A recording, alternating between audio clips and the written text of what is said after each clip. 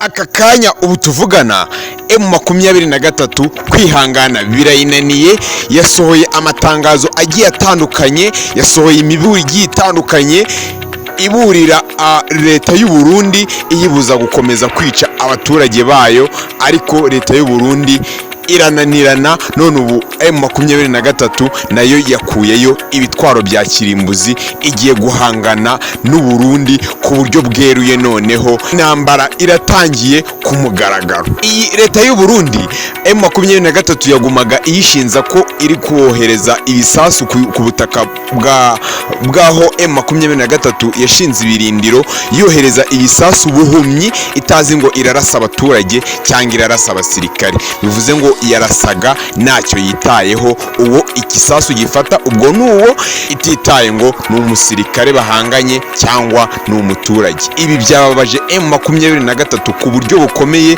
ku buryo nayo yeguye ibitwaro bya kirimbuzi bigiye bitandukanye. Urabizi ko M23 nayo ari umutwe witwaje intwaro ufite imbaraga n'ibisasu bihambaye, nayo yahise ibyegura, yatangiye kurasa mu Burundi. Noneho hari ibisasu bigiye bitandukanye bivugwa ko biri kuraswa cyangwa se biri kugwa ku butaka bw'u Burundi. Mbere ubundi ubu Burundi bwahoraga buvuga ko buri gufasha Kongo kurwanya M23 kuva ku butaka bwa Kongo, ariko muri aka kanya ubu Burundi nibwo buri kwipapa bukimama. Ubu Felix Tshisekedi we yibereye muri Washington, ntabwo ari mu gihugu aka kanya, mu gihugu cye. Ubu Burundi bwo buri gukora ibishoboka ngo buhangane n'iyi M23 ku giti cyabwo. Noneho butavuga ngo buri gufasha iyi Kongo gukura M23 ku butaka bwayo, ari byo bahoraga bavuga ko bari gusapotinga Kongo,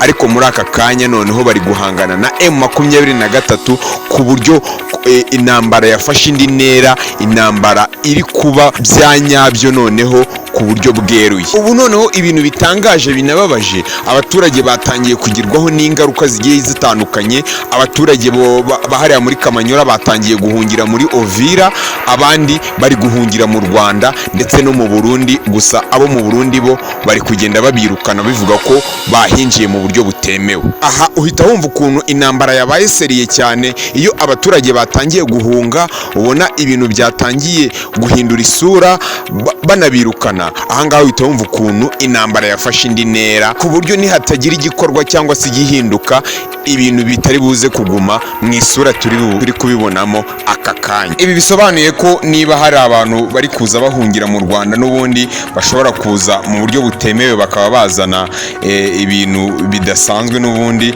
bikaba byavuga ko u Rwanda ruri gukaza umutekano kugira ngo hatagira abantu binjira mu Rwanda baje kuhahungira, hakazanamo n'abandi bantu batari n'abaturage, wenda b'abasirikare, bakaba bazana ibintu bidasanzwe, bikaba byakangiza umutekano w'Abanyarwanda. N'ubundi Burundi nabwo buri kugerageza kubirukana no kubakumira kugira ngo batinjira, ariko n'u Rwanda ruri gushyiraho umutekano, rukanareba neza ko uwo muntu ari umuturage wahungiye mu Rwanda. Gusa u Rwanda rwo bivuga ko rutari kubakumira ngo basubire iwabo. Ibi nanone bikaba biteje impagarara ku Rwanda, kuba iyi M23 iri kurwanira iyo n'Uburundi biri kurwanira hafi y'u Rwanda, bikaba biteje impagarara ku Rwanda hatagize igikorwa isaha n'isaha u Rwanda byarangira naro rwisanze muri iyi mirwano.